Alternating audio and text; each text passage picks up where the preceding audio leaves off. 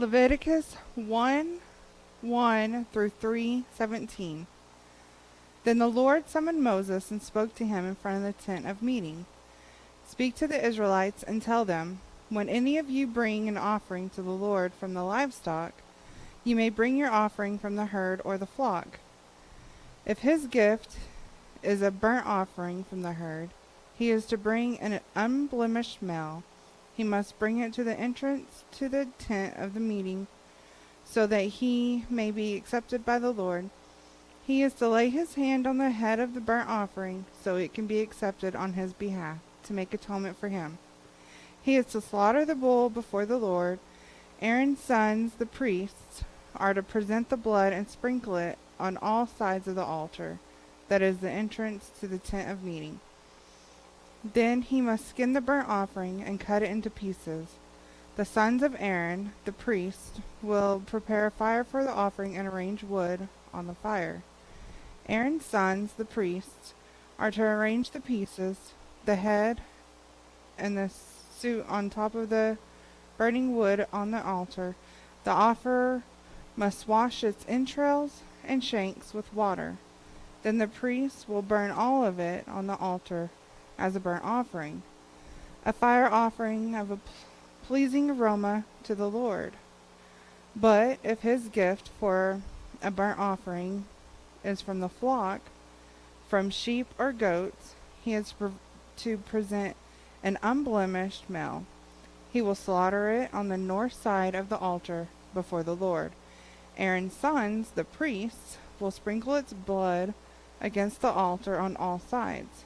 He will cut the animal into pieces with its head and its suit, and the priest will arrange them on top of the burnt wood on the altering.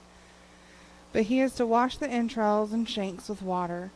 The priest will then present all of it and burn it on the altar. It is a burnt offering, a fire offering of a pleasing aroma to the Lord. If his gift to the Lord is burnt offering of birds, he is to present his offering from the turtle doves or young pigeons. Then the priest must bring it to the altar and must twist off its head and burn it on the altar. Its blood should be drained at the side of the altar. He will remove its digestive tract, cutting off the tail feathers, and throw it on the east side of the altar at the place for ashes. He will tear open by its wings without dividing the bird. Then the priest is to burn it on the altar on top of the burning wood. It is a burnt offering, a fire offering of a pleasing aroma to the Lord. When anyone presents a grain offering as a gift to the Lord, his gift must consist of fine flour. He is to pour olive oil on it, put frankincense on it, and bring it to Aaron's sons, the priest. The priest will take a handful of fine flour and oil from it, among with all its frankincense, and will burn the memorial portion of it on the altar, a fire offering of a pleasing aroma to the Lord. But the rest of the grain offering will belong to Aaron and his sons. It is the holiest part of the fire offering to the Lord. When you present a grain offering baked in an oven, it must be made of fine flour, either unleavened cakes mixed with oil or unleavened wafers coated with oil. If your gift is a grain offering prepared on a griddle, it must be unleavened bread made of fine flour mixed with oil. Break it into pieces and pour oil on it. It is a grain offering. If your gift is a grain offering prepared in a pan, it must be made of fine flour with oil. When you bring to the Lord the grain offering made in any of these ways, it is to be presented to the priest, and he will take it to the altar. The priest will remove the memorial portion from the grain offering and burn it on the altar, a fire offering of a pleasing aroma to the Lord. But the rest of the grain offering will belong to Aaron and his sons. It is the holiest part of the fire offering to the Lord. No grain offering that you present to the Lord is to be made with yeast, for you are not to burn any yeast or honey as a fire offering to the Lord. You may present them to the Lord as an offering of first fruits, but they are not to be offered on the altar as a pleasing aroma. You are to season each of your grain offerings with salt. You must not omit from your grain offering the salt of the covenant with your God. You are to present salt with each of your offering. If you present a grain offering of first fruits to the Lord, you must present fresh heads of grain, crushed kernels, roasted on the fire for your grain offering of first fruits. You are to put oil and frankincense on it. It is a grain offering. The priest will then burn some of its crushed kernels and oil with all its frankincense as a fire offering to the Lord. If his offering is a fellowship sacrifice, and he is presenting an animal for the herd, whether male or female, he must present one without blemish before the Lord. He is to lay his hand on the head of the offering and slaughter it at the entrance to the tent of meeting. Then Aaron's sons, the priests, will sprinkle the blood on all sides of the altar. He will present part of the fellowship sacrifice as a fire offering to the Lord. The fat surrounding the entrails, all the fat that is on the entrails, and the 2 kidneys with the fat on them at the loins. He will also remove the fatty lobe of the liver with the kidneys.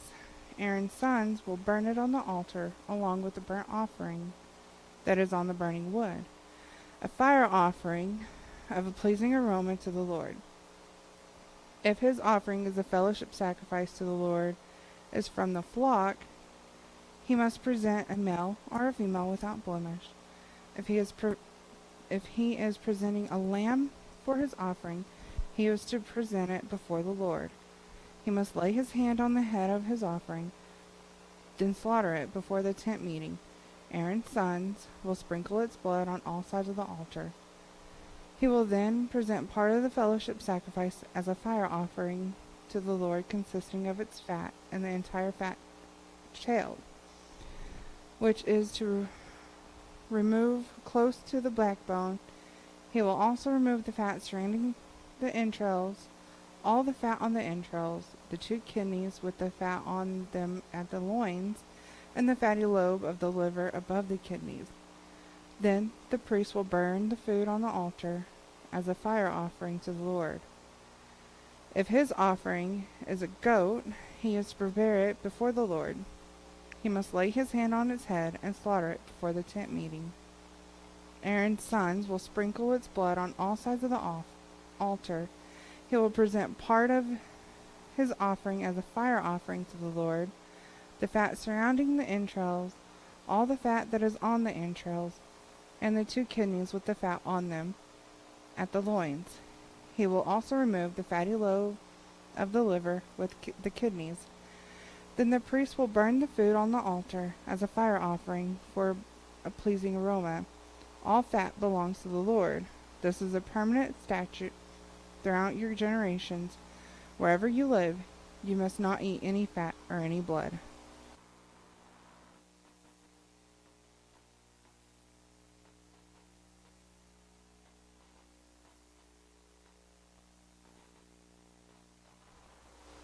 Mark 1:29 through 2:12. Now, as soon as they had come out of the synagogue, they entered the house of Simon and Andrew, with James and John.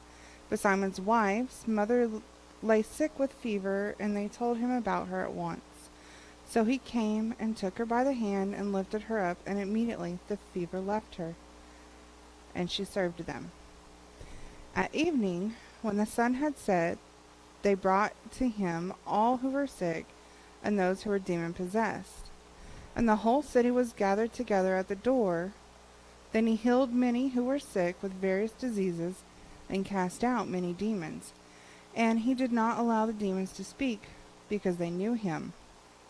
Now in the morning, having risen a long while before daylight, he went out and departed to a solitary place, and there he prayed. And Simon and those who were with him searched for him. When they found him, they said to him, "Everyone is looking for you."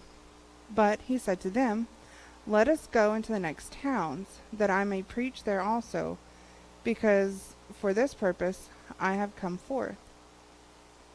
And he was preaching in their synagogues throughout all of Galilee and casting out demons. Now a leper came to him, imploring him, kneeling down to him and saying to him, "If you are willing, you can make me clean." Then Jesus, moved with compassion, stretched out his hand and touched him and said to him, "I am willing, be cleansed." As soon as he had spoken, immediately the leprosy left him, and he was cleansed. And he strictly warned him and sent him away at once and said to him, "See that you say nothing to anyone, but go your way, show yourself to the priest, and offer for your cleansing those things which Moses commanded, as a testimony to them." However, he went out and began to proclaim it freely, and it spread the matter so that Jesus could no longer openly enter the city, but was outside in deserted places, and they came to him from every direction.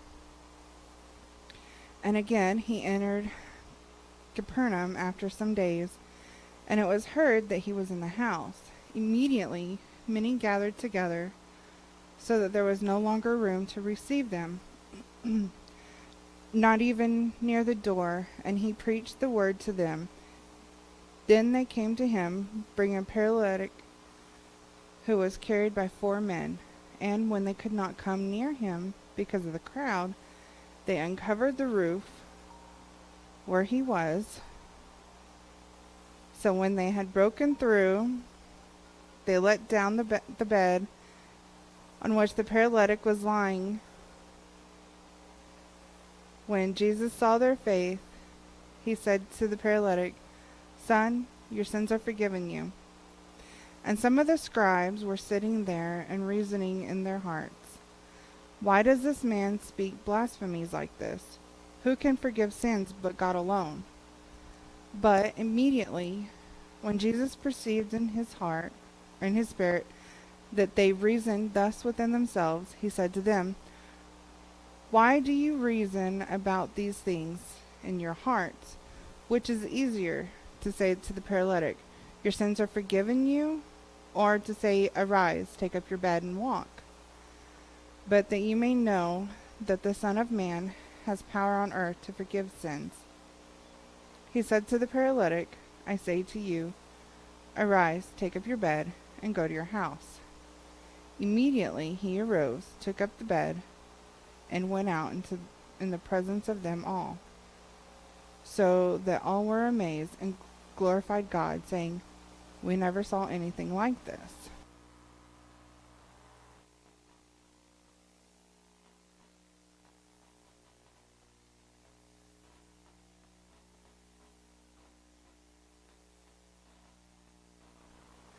Psalms 35, 17 through 28.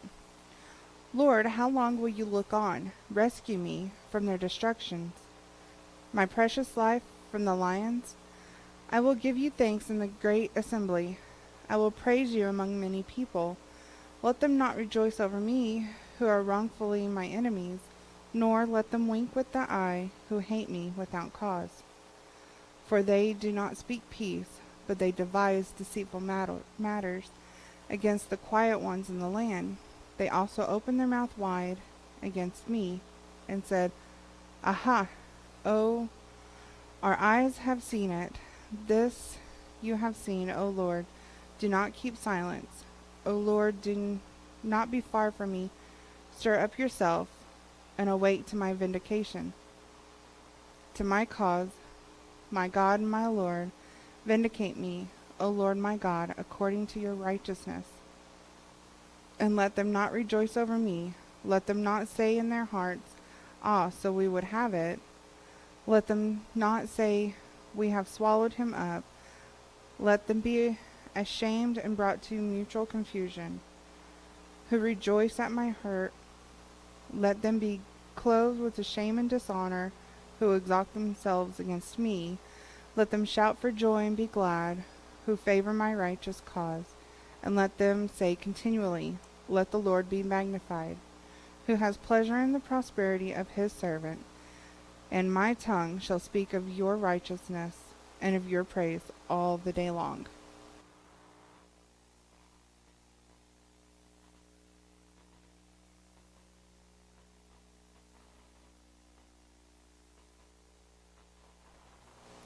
Proverbs 9:13 through 18. A foolish woman is clamorous. She is simple and knows nothing. For she sits at the door of her house, on a seat by the highest place of the city, to call those who pass by, who go straight on their way. Whoever is simple, let him turn and hear. And as for him who lacks understanding, she says to him, stolen water is sweet, and bread eaten in secret is pleasant. But he does not know that the dead are there, that her guests are in the depths of hell.